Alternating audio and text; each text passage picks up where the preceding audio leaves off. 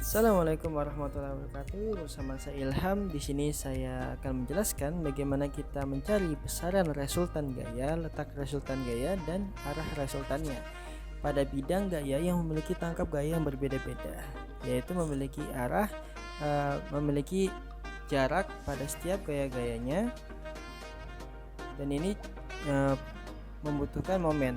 Baik, kita langsung ke videonya. Cek. Baik, di sini terdapat 4 gaya yang memiliki arah yang berbeda-beda. Kita lihat P1 itu arahnya ke bawah, yaitu sebesar 18 kN dengan sudut 90 derajat. Kemudian P2 itu letaknya 4 meter dari P1 dengan arah bawah sebelah kanan. Kemudian P3 itu arah bawah 90 derajat dengan jarak 3 meter dari P2. Kemudian P4 itu jaraknya ke arah kiri bawah sebesar sudutnya 45 derajat dengan jarak 1 meter.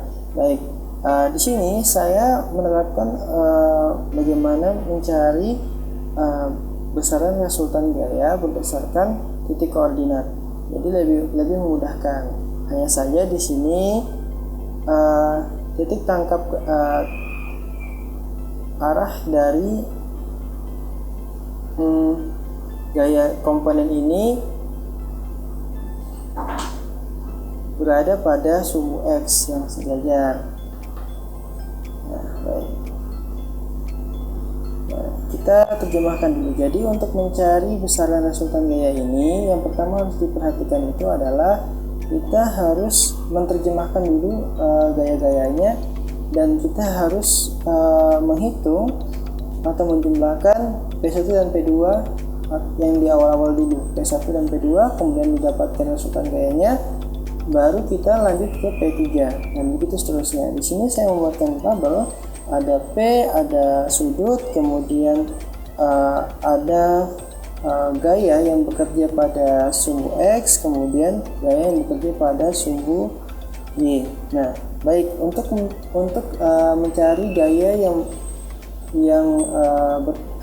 bersumbu pada sumbu X, berarti itu menggunakan cos. Nah, cos seperti kalau misalnya kalian belum memahami tentang kaidah cos dan sin, bisa melihat video sebelumnya.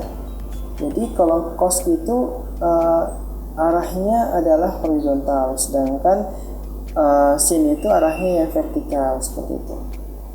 Nah, kita ketahui bahwanya cos 30 itu adalah setengah akar 3.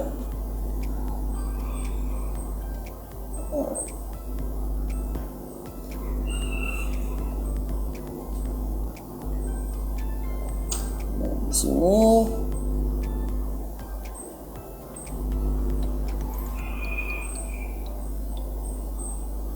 sini saya mengerjakan cosnya itu salah ya, seharusnya setengah akar 3, tapi di sini saya tuliskan setengah akar 2. Tidak apa, nanti itu jadi bahan koreksi, evaluasi. Yang penting bagaimana kita mencari besarannya, nilai-nilainya dengan cara yang benar. Baik, cos 90 itu adalah 0.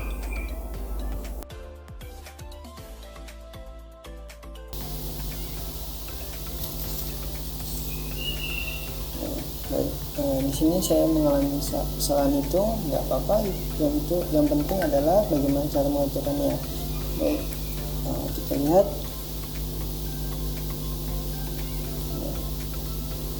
Di sini kita kalikan ya, P1 itu kita dapatkan 18 kN, kemudian dikalikan dengan setengah akar 3. Nah, cuma di sini saya tuliskannya itu adalah setengah akar 2. Jadi mohon maaf ya. 30 itu adalah setengah ya. Sin 90 itu adalah 1. Baik. Nah, begitu juga dengan arah yang bekerja pada sumbu Y, yaitu arah yang bersumbu pada sumbu Y, yaitu kita kalikan 18, kemudian dikalikan dengan 1 itu 18, kemudian P2 yaitu 20 kN dikalikan dengan setengah.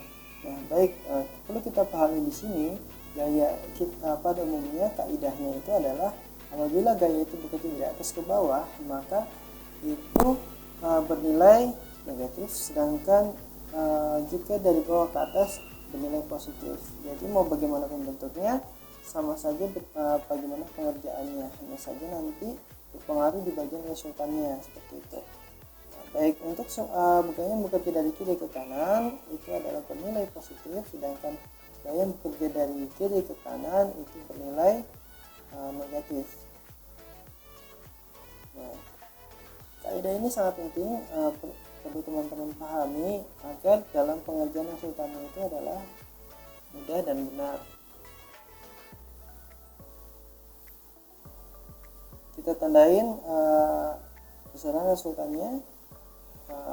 Untuk resultan X nya kita jumlahkan 0 ditambah dengan 10 akar 2, di sini ya 10 akar 3 tidak apa. Kemudian di sini ada sigma RY, kita jumlahkan juga negatif 18 karena arahnya ke bawah, kemudian negatif 10 karena arahnya ke bawah juga, maka dijumlahkan jadi negatif 28 kN. Nah, kemudian hal yang teman-teman lakukan adalah mencari gaya momennya. Nah, gaya momen ini seperti kita ketahui rumusnya adalah gaya yang bekerja pada sumbu X itu diproyeksikan terhadap koordinat Y. Ya, baik, di sini untuk fx itu adalah 0 untuk f1 nya, ya kan, 0. Kemudian y1 nya itu kita ambil yang 0,0 yang bagian y nya, berarti 0 kali 0 berarti sama dengan 0. Kemudian begitu juga dengan fy x nya. Nah, fy nya ini kita ambil di tabel di atas, yaitu 10 akar 2, kemudian kita kalikan dengan 0,0 koordinat x nya yaitu 0, jadi menghasilkan 0 juga. Kemudian momen x pada gaya kedua, yaitu kita lihat di sini yaitu 10 akar 2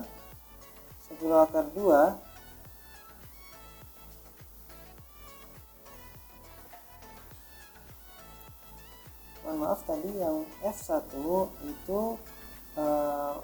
Fy nya itu kan negatif 18 dikali dengan 0 sama dengan 0.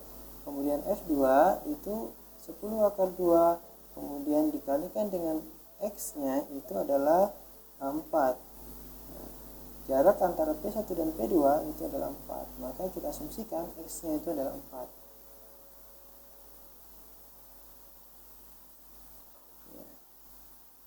10 akar 2 dikali 0, kemudian negatif 10 dikali dengan 4 ya. Nah, kita jumlahkan sigma momen X nya itu kita jumlahkan 0 ditambah 0 sama dengan 0, kemudian berarti sigma m X nya, sigma momen X nya itu adalah 0, kemudian sigma momen Y nya itu kita jumlahkan 0 ditambah negatif 0 dikurang negatif 40, jadi sigma momen Y nya itu adalah 40 kN.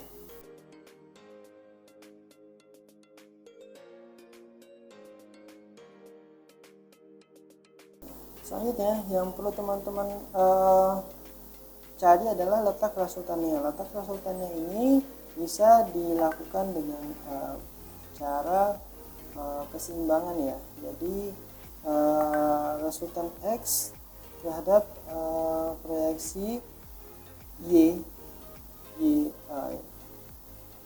resultan X kemudian diproyeksikan terhadap sumbu Y disamakan dengan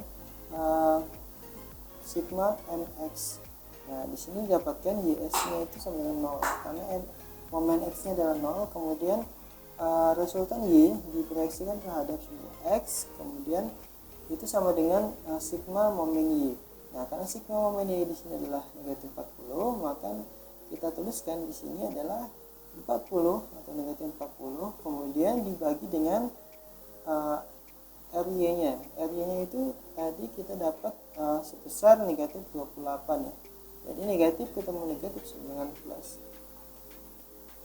Berarti didapatkan momen dari letak resultannya itu adalah 1,42 pada sumbu x-nya. Nah, pada sumbu y-nya adalah 0. Nah, di sini kita sudah dapat letak dari resultannya, yaitu berada di koordinat x-nya itu adalah 1,42, sedangkan y-nya itu berada di koordinat 0.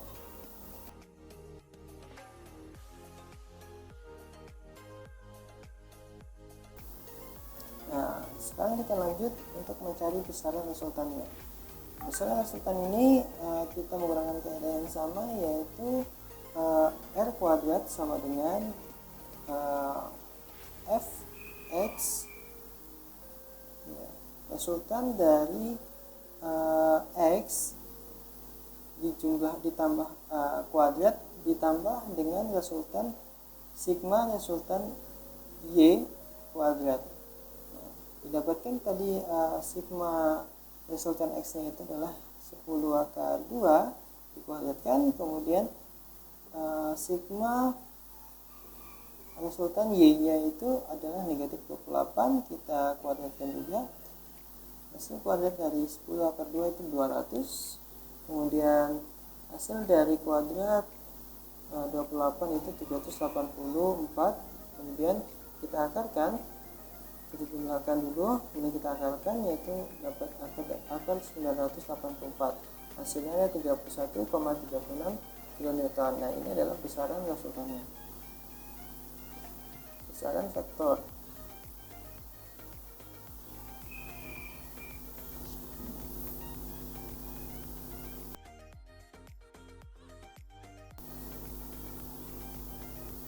Nah, baik, sekarang kita mencari letak resultannya, sudut resultannya, yaitu rumusnya seperti yang kita pahami, yaitu arkes tangen kemudian dikalikan dengan y per x.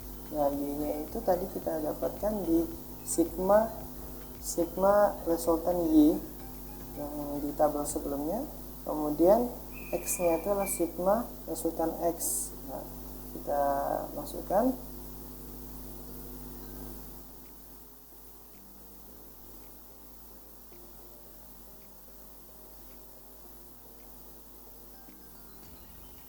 dua puluh 28 dibagi 10 akar 2.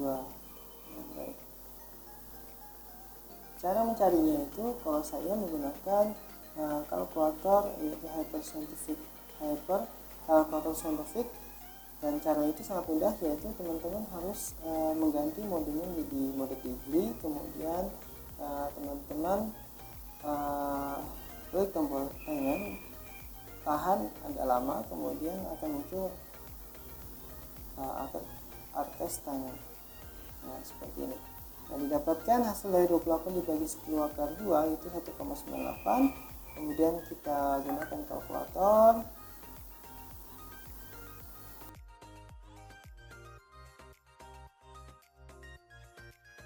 Nah, didapatkan sudutnya itu adalah 63,2 derajat. Nah, sekarang kita gambarkan grafiknya, letak dari resultannya. Jadi kan P1 itu 0,0, kemudian P2 itu adalah 4,0. Nah, sekarang dari resultannya itu adalah yang kita dapatkan, yaitu X nya 1,42. Kita tuliskan di bawah, yaitu 1,42, kemudian sumbu Y nya adalah 0. Kemudian kita kasih arah gayanya. Arah gayanya yaitu karena di sini adalah negatif ya, pada teman-teman pahami.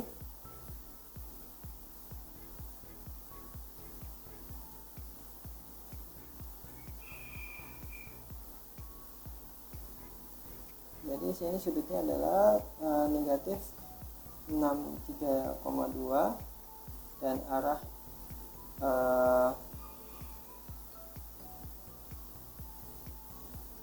sumbu Y-nya itu adalah negatif 28, itu adalah arahnya ke bawah. Kemudian 10 akar 2 sigma X-nya itu berarti dia ke arah kanan, positif.